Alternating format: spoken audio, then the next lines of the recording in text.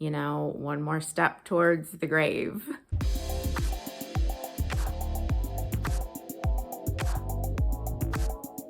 Hey folks, it's Carrie from Pretty Neat. Thanks for joining me.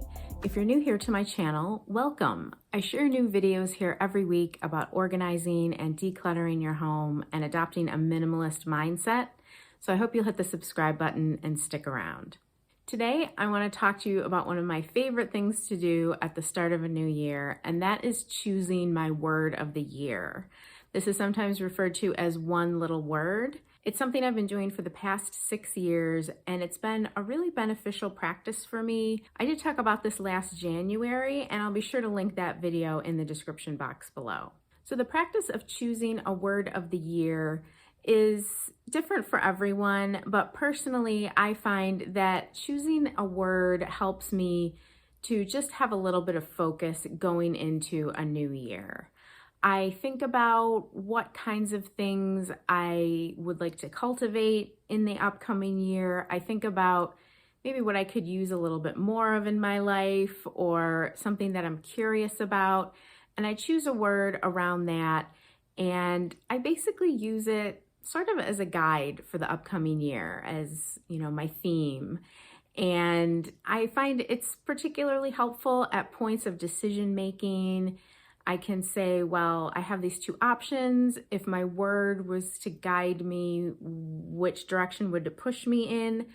But it really is just a way to give myself a little bit of focus and something to think about creating more of in my life in this next year. My video in 2021 about choosing my word of the year went into a little bit more detail about my actual process for choosing the word. And I also talked about all of my previous words. Like I said, this will be my 7th year doing this. So if you're interested in what those words were and a little bit of how they helped me out, again, that video is in the description box below. But this year, I want to just focus on reflecting a little bit on last year's word of the year and then tell you about the word that I've chosen for this upcoming year. And my hope is that hearing about my process, how it helps me, will give you a little bit of inspiration if you're thinking about doing this yourself. So my word of the year for 2021 was clear. And I chose that because coming off of the first year of the pandemic, I was feeling like I needed a little more clarity in my life. I had learned some lessons from the pandemic about how I wanted to run my business, about how I wanted to cultivate some additional free time and what I wanted to be spending my time doing. And I felt like clear was a good word to sort of guide me in that direction. I was thinking about clearing space in my home, getting rid of some clutter. I was thinking about clearing space in my mind and in my schedule, and just getting more clear on what my priorities were. And I would say that that word really was helpful in that regard. In terms of what I did to keep the word foremost in my mind, I started 2021 doing some journaling each month about my word. And I revisited this. I tried to revisit it mid-month and then at the end of each month.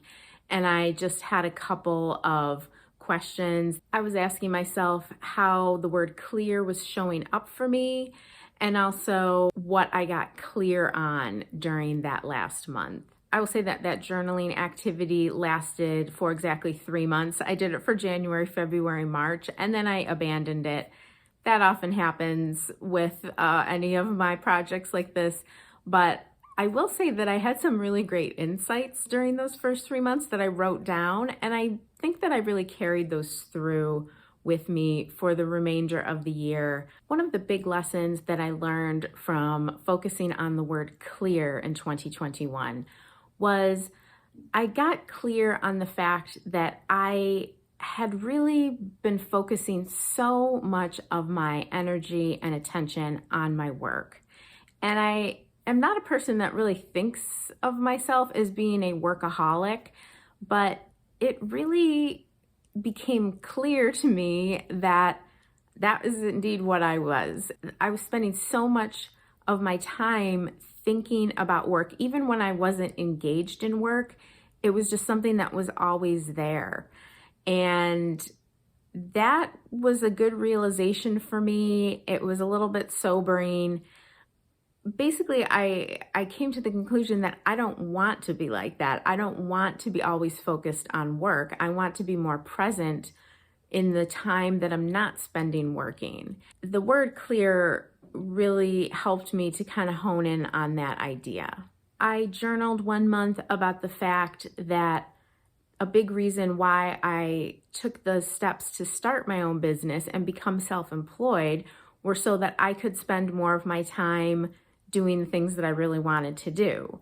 And if I wasn't allowing myself to do that because I was so wrapped up in constantly building my business, like what was the point of checking out of the 9 to 5? That was a good insight. And I really made an effort to take more downtime and to really just allow myself to have downtime. So in previous years, it's not as if I never took breaks. It's not as if I was constantly working.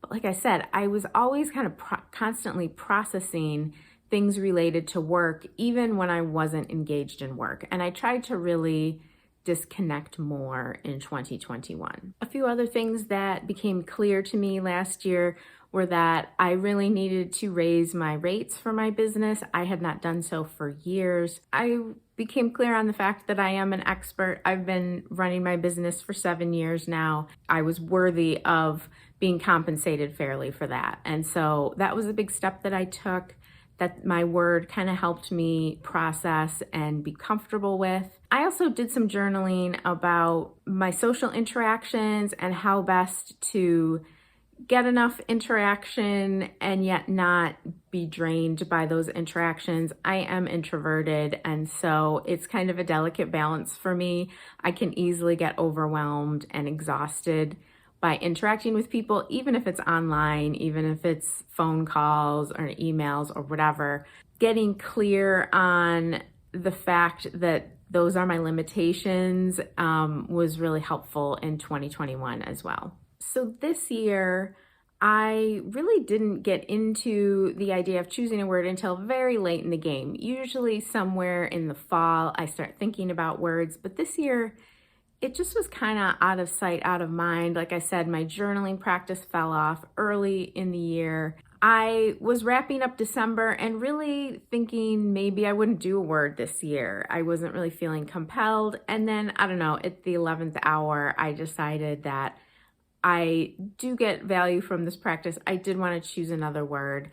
I did some brainstorming, and most of the things that I was thinking about had to do with setting priorities or feeling peaceful with my life and, feeling appreciative of what I have, sort of words around those themes. And then I had this realization, I am turning 50 this summer, and when I thought about that and I thought about choosing a word for this particular year, it really shifted my thinking. And I was saying to myself, what would you want your 50th year to be about? What would you want to really be focused on in this big year? And the word I decided on in light of that is delight. My 2022 word of the year is going to be delight. And I'm really excited about this word. A couple years ago, I chose the word groove, and this has a similar theme to that. It's really more focused on fun. It's more focused on appreciating the little things, about cultivating more joy in my life. And I'm really here for it. So focusing on this word delight is really, for me, about finding joy in the little things.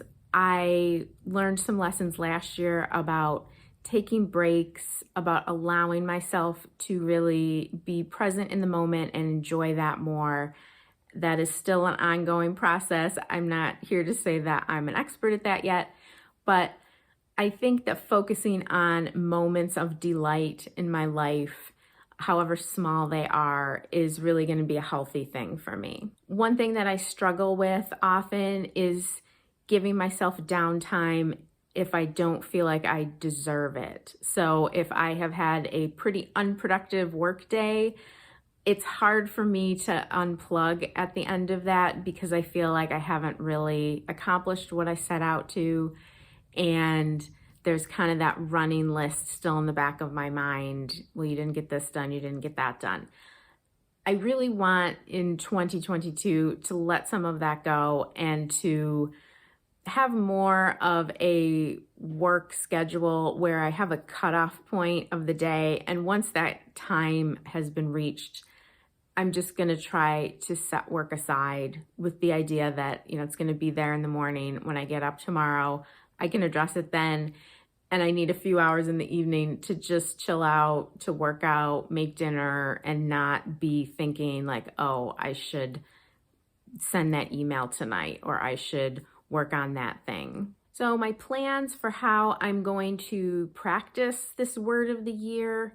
Like I said, last year I tried a journaling monthly activity and that didn't last for me. I think this year I'm going to just do a daily list and list a couple of things at the end of the day that brought me delight during the day. This is similar to doing a gratitude practice, which I have done on and off for a number of years. So it's something I'm pretty regular about doing anyway. I'm gonna kind of tweak it a little bit and focus on, how is this word delight showing up for me, and what are some moments during today that I felt that.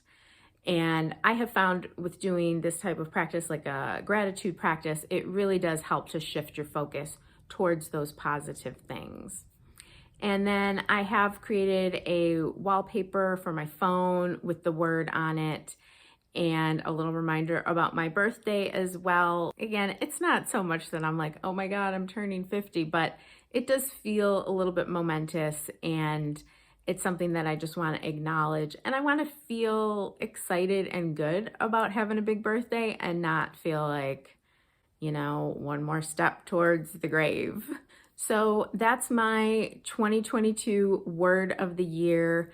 Have you chosen a word this year? I love hearing about other people's words and having those discussions. So if you have, please leave it down in the comments and let me know a little bit about what made you choose that word.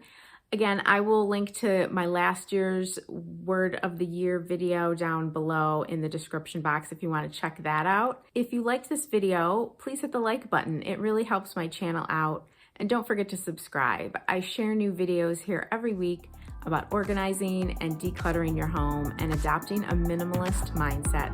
Talk to you soon.